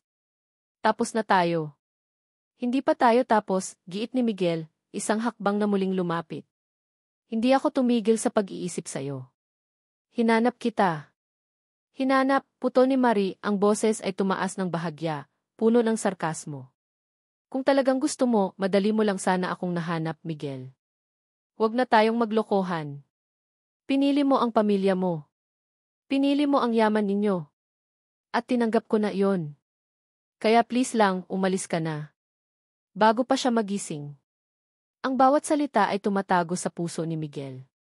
Gusto niyang sumigaw, sabihin sa kanya ang lahat, ipaliwanag ang mga bagay na hindi niya kayang ipaliwanag noon. Gusto niyang itanong ang tanong na nagpapahirap sa kanyang kaluluwa. Anak ko ba siya? Ngunit bago pa man makabuo ng salita ang kanyang mga labi, isang pamilyar na tunog ang pumunit sa tensyonadong katahimikan ng silid. Rying. Rying. Otomatikong napakapa si Miguel sa kanyang bulsa at inilabas ang cellphone. Ang malakas na tunog ay tila isang alarma na gumising sa kanya mula sa isang masakit na nakaraan pabalik sa isang komplikadong kasalukuyan. Sa pag-ilaw ng screen, isang pangalan ang lumitaw. Isang pangalan na nagpatigil sa pagtibok ng kanyang puso. Mommy. Napalunok si Miguel. Ang tapang na unti-unti niyang binubuo para harapin si Marie ay biglang naglaho, napalitan ng isang pamilyar na takot. Tumingin siya kay Marie. Ang mga mata nito ay nakatuon sa screen ng kanyang telepono, at sa isang iglap, nakita niya ang bahagyang pagbabago sa ekspresyon nito, isang mapait na pag-unawa, na parabang sinasabing, kita mo na. Iyan ang mundo mo. Iyan ang pinili mo. Ang daliri niya ay nanatili sa ibabaw ng answer button. Ang kanyang mundo ay biglang sumikip. Sa isang banda, naroon si Marie at ang batang maaaring sagot sa lahat ng kanyang pangungulila. Sa kabilang banda, naroon ang tawag ng kanyang ina, ang tawag ng kanyang tungkulin, ng kanyang mga pangako, ng buhay na dapat ay para sa kanya. Napatingin siyang muli kay Marie, pagkatapos ay sa teleponong patuloy na tumutunog, ang pangalan ng kanyang ina ay tila isang hatol na kumikinang sa dilim. Ang tunog ng telepono ni Miguel ay parang isang kampanang gumising kay Maricela mula sa isang mapanganib na sandali ng kahinaan. Sandali niyang nakalimutan ang lahat. Sandali siyang umasa. Ngunit ang pangalang kumikinang sa screen ng cellphone ay isang malupit na paalala ng realidad. Mommy. Isang pangalan lang pero sapat na iyon upang ibalik ang lahat ng pait. Nakita niya ang pagbabago sa mukha ni Miguel, ang biglaang pagkawala ng tapang, na napalitan ng pamilyar na pag-aalinlangan at takot. Ganoon ang itsura nito noong huli silang nag-usap, 6 na taon na ang nakalilipas. Walang nagbago. Sagutin mo, sabi ni Marie, ang boses ay walang laman, walang emosyon. Isang pagsuko. Tumingin si Miguel sa kanya, ang mga mata ay nagmamakaawa, bago dahan-dahang tumalikod at lumabas ng silid upang sagutin ang tawag. Sa pagsara ng pinto, tila isinara na rin ito ang anumang mumunting pag-asa na nabuo sa puso ni Marie. Napabuntong hininga siya at muling ibinaling ang atensyon sa natutulog na si Alfie. Ito ang mahalaga. Si Alfie lang. Ang lahat ng iba pa ay ingay na lamang. Ngunit ang katahimikan ay hindi nagtagal. Ilang minuto pa lamang ang nakalilipas nang marinig ni Marie ang isang tunog na hindi nababagay sa isang ospital. Ang marahan ngunit matatag na tunog ng mga takong na tumatama sa sahig na linoleum, palapit ng palapit. May kasama itong isang malamig na aura, isang bigat sa hangin na tila nagpapabagal sa lahat. Bumukas ang pinto. Hindi ito si Miguel. Isang babae ang nakatayo roon, nasa mga huling bahagi ng kanyang edad 50. Balot sa isang damit na simple, ngunit halatang mamahalin. Ang kanyang buhok ay perpektong nakaayos, ang kanyang mukha ay walang bahid ng emosyon, maliban sa isang formal na pagkayamot. Sa likuran nito ay isang mas batang babae na may bitbit na handbag, ang personal assistant nito, malamang. Tumindig ang lahat ng balahibo sa braso ni Marie. Ang hangin sa silid ay tila biglang lumamig. Hindi niya kailangang hulaan kung sino ito. Ang tindig, ang aura, ang mapagmataas na pagtingin, sa loob ng 6 na taon ay sinubukan niyang kalimutan ang babaeng ito, ngunit ang alaala ay kasing sariwa ng sugat na iniwan nito sa kanyang puso. Doña Eleanor Montenegro. Ang reyna. Ang mga mata ng Doña ay marahang naglakbay sa loob ng silid. Dumapo ito sa natutulog na si Alfie ng isang saglit, walang anumang bakas ng interes, bago ito tumuon sa kanya. Walang pagkilala sa mga matang iyon. O kung mayroon man, ay perpekto itong naitago. Para kay Doña Eleanor, si Marie ay hindi isang tao, kundi isang parte lamang ng muebles, isang bagay na hindi nababagay sa lugar. Kasabay nito, muling pumasok si Miguel, ang mukha ay gusot dahil sa pakikipag-usap sa telepono. Ngunit nang makita niya kung sino ang nasa may pinto, bigla itong namutla. Mom, sabi ni Miguel, ang boses ay halatang nabigla. What are you doing here? Hindi pinansin ni Doña Eleanor ang tanong. Ang mga mata niya ay nanatiling nakatuon kay Miguel, ngunit ang lamig nito ay tila tumatagos hanggang kay Marie. I heard there was an accident. The company's reputation is at stake. May mga reporter na nagtatanong. Lumapit si Miguel, tila sinusubukang harangan ang tanawin ng inapapalayo kay Marie. Mom, it's under control. I can handle this. Really, Miguel? Dahan-dahang humakbang palapit si Doña Eleanor. You call this handling it? Hinila niya ang anak sa isang sulok, malayo sa kama kung saan naroon si Marie at Alfie. Ang boses niya ay bumaba, naging isang bulong na may talim, ngunit sapat na para marinig ni Marie ang ilang mga salita. Katrina is worried the wedding scandal. Nakatingin lang si Marie sa sahig, ngunit nararamdaman niya ang bawat salita. Nakikita niya sa gilid ng kanyang mga mata ang postura ni Miguel, ang unti-unting pagyuko ng mga balikat, ang pagkawala ng anumang natitirang tapang. Habang si Doña Eleanor naman ay nanatiling tuwid, ang bawat galaw ay kontrolado, ang bawat salita ay isang utos. Matapos ang tila walang hanggang ilang minuto, bumaling si Miguel sa kanya. Marie, I'll just get some coffee. Ang mga mata nito ay umiiwas. Alam ni Marie kung ano iyon. Isang palusot. Isang pagtakas. Tumango lang siya, hindi na nag-abalang magsalita.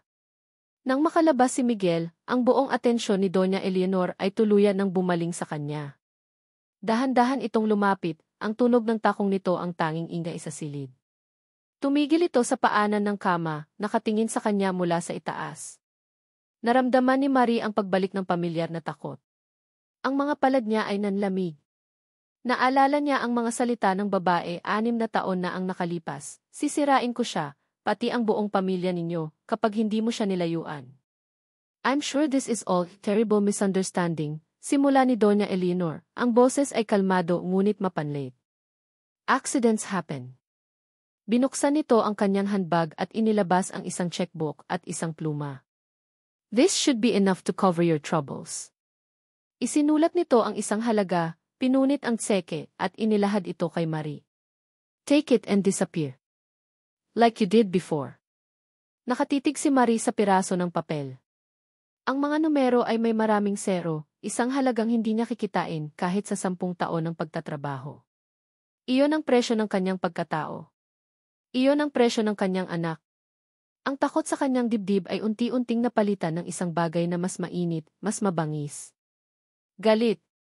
Dahan-dahan niyang inabot ang tseke. Isang maliit at kontentong ngiti ang sumilay sa labi ni Doña Eleanor, ang ngiti ng isang reynang nasusunod ang lahat ng gusto. Ngunit hindi ibinulsa ni Marie ang tseke. Sa halip, tiningnan niya si Doña Eleanor ng diretso sa mga mata. At sa harap nito, dahan-dahan niyang pinunit ang tseke sa gitna.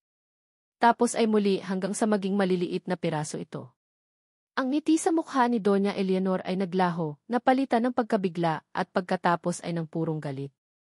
Ano sa tingin mo ang ginagawa mo? Anas ng matanda, ang boses ay nanginginig sa pinipigilang bagsik. Anak ko ang pinag-uusapan natin, mahinahon ngunit matatag na sabi ni Marie, habang hinahayaang mahulog ang mga piraso ng papel sa sahig. Hindi siya mabibili ng pera ninyo. Sa eksaktong sandaling iyon, bumukas ang pinto at pumasok si Miguel, may dalang 2 tasa ng kape. Natigilan siya sa kanyang nakita, ang mga piraso ng tseke na nakakalat sa sahig, ang mukha ng kanyang ina na puno ng hindi maipintang galit, at si Marie, nakatayo roong matatag, ang mga mata ay nag-aalab. Naintindihan niya agad ang lahat. Binitiwan niya ang mga tasa ng kape. Ang tunog ng nabasag na porselana ay umalinggaw sa silid. Ngunit walang sinuman ang gumalaw. Naglakad si Miguel, nilagpasan ang kanyang ina, at huminto sa pagitan nito at ni Marie. Itinaas niya ang kanyang mga kamay, nakaharap sa ina, na para bang isang kalasag na pumoprotekta sa anumang nasa likuran niya. Sa unang pagkakataon sa kanyang buhay, hindi siya yumuko. Hindi siya tumakas. Tumingin siya ng diretso sa mga mata ng ina, at sinabi ang 2 salitang magpapabago sa lahat. Mom, stop. Ang tunog ng nabasag na tasa ay tila pumutol sa isang masamang spell. Sa isang iglap, ang reynang hindi matinag ay tila nagising sa katotohanan. Isang matalim na tingin ang ipinuko ni Doña Eleanor kay Miguel, isang tingin na nangangako ng ganti, bago ito tumalikod ng walang imik. Ang kanyang assistant ay mabilis na sumunod, at ang bigat sa hangin ay tila isinama nila sa kanilang pag-alis. Naiwan sa silid ang 3 tao, napapalibutan ng katahimikan at ng mga piraso ng basag na porselana sa sahig. Hindi gumalaw si Maricela. Nakatitig lang siya sa likod ni Miguel, sa mga balikat nito ngayon ay tuwid at matatag. Isang parte niya ang gustong magpasalamat. Isang parte niya ang gustong maniwala. Ngunit ang mas malaking parte ay naghihinala. Ang takot at pagdududa, na itinanim sa kanya ng nakalipas na 6 na taon, ay masyadong malalim ang ugat. Dumating ang isang hospital staff para linisin ang kalat. Si Miguel naman ay umupo sa isang silya sa sulok, hindi nagsasalita, tila binibigyan si Marie ng espasyo. Ang katahimikan ay mas mabigat pa kaysa sa sigawan. Kinabukasan, maganda ang naging balita mula sa doktor. Maari nang lumabas ng ospital si Alfie, kailangan lang ng ilang araw na pahinga sa bahay. Habang kausap ni Marie ang nurse, narinig niya ang boses ni Miguel sa counter, inaayos ang lahat ng bayarin. Ang tunog ng credit card machine ay parang isang paalala ng agwat sa kanilang dalawa. Pagbalik niya sa silid, nakita niyang gising na si Alfie. Nanay, masayang bati nito. Okay ka na ba, anak? Malambing na tanong ni Marie habang hinahaplos ang noo ng bata. Opo. Si Sir Po. Binigyan niya ako ng apple, sabi ni Alfie, sabay turo kay Miguel na nakatayo malapit sa bintana. Hinarap ni Marie si Miguel. Salamat sa lahat ng tulong mo. Pero hanggang dito na lang to, kaya ko nang iwi si Alfie. At babayaran kita, kahit paunti-unti kapag nakaipon na ako. Umiling si Miguel. Huwag mo nang isipin yon, Marie. Responsibilidad ko to. Hindi madiin na sabi ni Marie. Hindi mo to responsibilidad. Aksidente ang nangyari. At hindi ko kailangan ng limos mo. Hindi ito limos, sabi ni Miguel, ang boses ay may bahid ng pakiusap. Hayaan mo lang akong gawin to, para sa kanya. Ang mga mata niya ay nakatuon kay Alfie. Napabuntong hininga si Marie. Pagod na siyang makipagtalo. Tumango na lang siya. CJ, aayusin ko lang ang mga gamit namin. Habang natutulog muli si Alfie, dahil sa epekto ng gamot, sinimulan ni Marie na iligpit ang ilang damit na dinala niya. Si Miguel naman ay tahimik na nakaupo pa rin sa sulok. May mga sandaling nahuhuli niya itong nakatitig sa kanya, ngunit mabilis itong umiiwas kapag nagtatama ang kanilang mga mata. Sa isang sandali, habang nakatalikod siya, nakita niya sa refleksyon sa bintana ang ginagawa ni Miguel. Kumuha ito ng isang mansanas mula sa fruit basket na ipinadala nito. Gamit ang isang maliit na kutsilyo, sinimulan niya itong balatan. Ngunit ang kanyang mga kamay, na sanay siguro sa pagpirma ng mga dokumento at paghawak ng mga mamahaling bagay, ay halatang hindi sanay sa gawaing bahay. Ang balat ng mansanas ay hindi tuloy-tuloy, paunti-unti at ang hiwa ay hindi pantay. Nakakunot ang noo nito, puno ng konsentrasyon, na para bang ang pagbabalat ng isang simpleng mansanas ay kasing hirap ng pagsasara ng isang multimillion deal. Isang munting kurot ang naramdaman ni Marie sa kanyang puso. Ang Miguel na kilala niya ay hindi marunong nito. Ang tagapagmana ng Montenegro Empire, nagbabalat ng mansanas sa paraang napaka-clumsy. Isang bahagi niya ang naantig. Ngunit mabilis niya itong iwinaksi. Huwag kang magpadala, Marie. Huwag. Nang matapos si Miguel, inilagay niya ang nabalatang mansanas sa isang plato at maingat na inilapag sa bedside table, para paggising ni Alfie ay mayroon itong makain. Pagkatapos ay tumayo ito. Lalabas lang ako saglit. May tatawagan lang ako, paalam nito at lumabas ng silid. Naiwang mag-isa, ipinagpatuloy ni Marie ang pag-aayos. Kinuha niya ang maliit na school bag ni Alfie. Medyo mabigat ito. Nang buksan niya, nakita niya ang mga libro at notebook ng anak. Ngunit may isang folder sa ilalim na hindi niya matandaang inilagay roon. Dahil sa kuryosidad, binuksan niya ito. Ang kanyang mga mata ay nanlaki. Nasa loob nito ang isang serye ng mga dokumento. Mga resibo. Mga resibo mula sa A Bright Minds Academy, isang mamahaling pribadong paaralan sa kanilang lugar na hinangad niya para kay Alfie pero alam niyang hindi niya kailanman mapapaaral doon.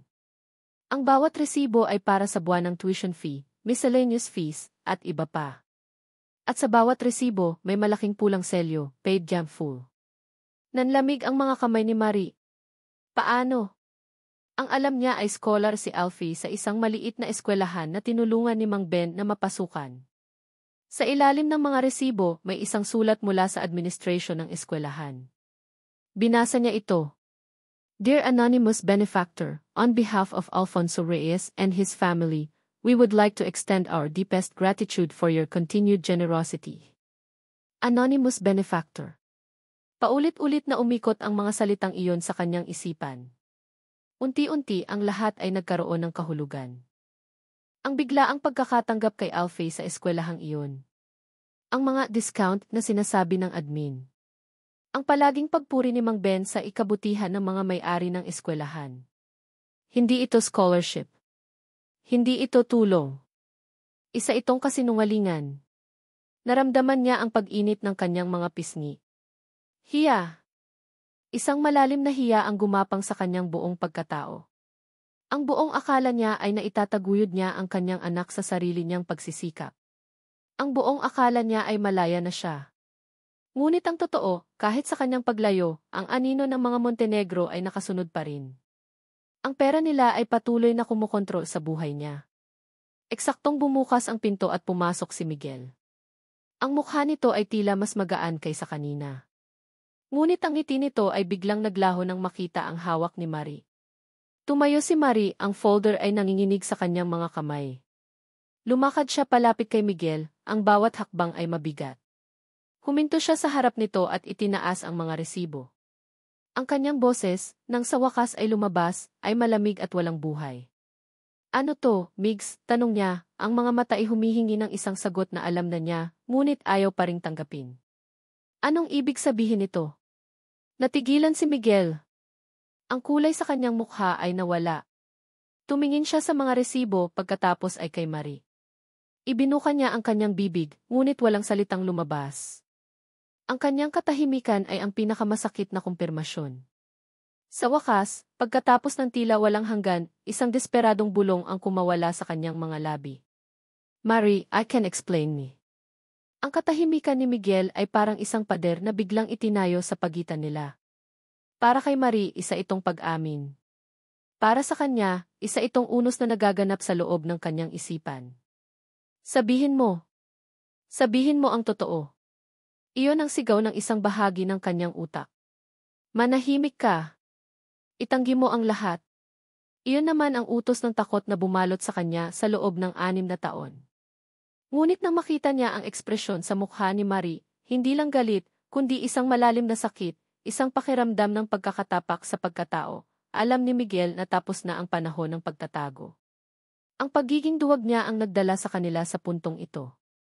Hindi na niya ito maaaring ulitin. Sa wakas ay sabi niya, ang boses ay mahina ngunit malinaw. Ako ang nagbabayad. Nakita niya kung paano nag-iba ang anyo ni Marie. Ang sakit ay napalitan ng isang malamig na pagkamuhi. Bakit? Dahil naaawa ka sa amin? Dahil sa tingin mo hindi ko kayang buhayin ang anak ko nang walang tulong ng isang Montenegro. Hindi, mabilis na sagot ni Miguel, isang hakbang ang ginawa niya palapit. Ang mga kamay ay bahagyang nakaangat na para bang gustong mang-abot, ngunit hindi alam kung paano. Hindi awa to, Marie. Pagmamahal to. Isang mapaklang ngiti ang gumuhit sa labi ni Marie. Pagmamahal? Miguel, ang pagmamahal ay hindi panonood mula sa malayo. Ang pagmamahal ay hindi pagtatapon ng pera para gumaan ang konsensya mo. Alam ko, halos pasigaw na sabi ni Miguel, ang desperasyon ay nagsisimula ng kumain sa kanyang pagkatao. Alam kong nagkamali ako. Alam kong naging duwag ako. Pero hindi ibig sabihin noon na tumigil ako sa pagmamahal sa iyo sa inyo. Tumingin siya kay Alfie na mahimbing na natutulog. Gusto ko lang na makuha niya ang lahat ng pinakamagandang bagay sa mundo. Isang magandang edukasyon. Isang bagay na hindi ko maibigay ng harapan. Umiling si Marie, tumalikod ito at nagsimulang magligpit muli, isang malinaw na senyales na tapos na ang usapan. Ngunit para kay Miguel, nagsisimula pa lang ito. Hindi siya aalis sa silid na ito na iniisip ni Marie na isa lamang siyang mayamang lalaki na naghahanap ng paraan para pagaanin ang kanyang pagkakasala. Kailangan nitong malaman ang lalim ng kanyang ginawa. Ang lalim ng kanyang obsesyon. Nagsimula kang magtinda ng cake online noong 1 taon, sabi ni Miguel, ang boses ay kalmado na ngayon, ngunit may bigat. Natigilan sa pag-aayos si Marie. Dahan-dahan itong lumingon, ang mukha'y puno ng pagtataka. Nagpatuloy si Miguel. Paborito mong gawin ang red velvet. Sinubukan mong mag-apply ng pwesto sa isang maliit na bazaar sa bayan, pero hindi ka natanggap. Noong nakaraang linggo, nilagnat si Alfie. 3 araw. Hindi ka halos natulog. Ang bawat salita ay tila isang bato na ibinabato sa kalmadong tubig ng pagkatao ni Marie. Ang pagtataka sa mukha nito ay unti-unting napalitan ng pagkalito, at pagkatapos ng isang bakas ng takot. Paano, bulong nito? Paano mo nalaman ang lahat ng yan? Huminga ng malalim si Miguel. Ito na. Ang huling baraha. Ang katotohanang maaaring tuluyang sumira sa kanila o ang tanging bagay na makakapagpamulat kay Marie sa tunay niyang nararamdaman. Hindi lang pera ang ibinibigay ko, Marie, sabi niya, ang mga mata ay nakatitig ng diretso sa kanya. Hindi kita iniwan. Hindi ko kayo pinabayaan. Binantayan ko kayo. Ano nang ibig mong sabihin, nanginginig na tanong ni Marie. May mga mata ako sa Santa Rosa, pag-amin ni Miguel. May isang taong tinitiyak na ligtas kayo. Isang taong nag-uulat sa akin ng lahat. Kung kumain na ba kayo, kung may sakit si Alfie, kung masaya ka ba? Sinungaling, sigaw ni Marie. Wala akong kilalang kahit sinong konektado sa'yo. Ang mga kapitbahay ko. Siya nga, putol ni Miguel. Ang kapitbahay mo. Nakita ni Miguel ang pagguhit ng kawalan ng paniniwala sa mukha ni Marie. Sino? Si Aling Nena? Si Mang Romy? Umiling si Miguel.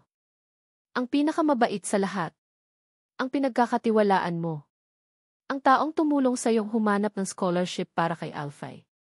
Ang mga mata ni Marie ay nanlaki sa isang realisasyon na puno ng pangingilabot. Ang kanyang bibig ay bahagyang bumuka, ngunit walang salitang lumabas. Si Mang Ben, pagpapatuloy ni Miguel, ang bawat salita ay parang isang pako na ibinabaon niya sa sarili nilang kabaong. Si Glicirio Ben Santos ay isang retiradong private investigator. Inupahan ko siya 6 na taon na ang nakalipas para hanapin ka. At nang mahanap ka niya, inutusan ko siyang manatili. Bumili siya ng bahay sa tapat ninyo. Naging anino siya na nagbabantay sa inyo para sa akin. Hindi. Hindi totoo yan. Umiiling na sabi ni Marie, ang mga luha ay nagsisimula ng mamuo sa kanyang mga mata. Hindi luha ng lungkot, kundi luha ng pagkakanulo. Mabait si Mang Ben. Tinutulungan niya kami Dahil binabayaran ko siya para gawin yon, malupit na katotohanan ang sinabi ni Miguel. Nakita niya ang pagguho ng mundo ni Marie sa harap niya mismo. Ang buong buhay na akala nitong itinayo niya sa sarili niyang lakas ay isa palang dula na siya ang direktor. Upang patunayan ito, upang tapusin na ang lahat ng pagdududa, kinuha niya ang kanyang cellphone.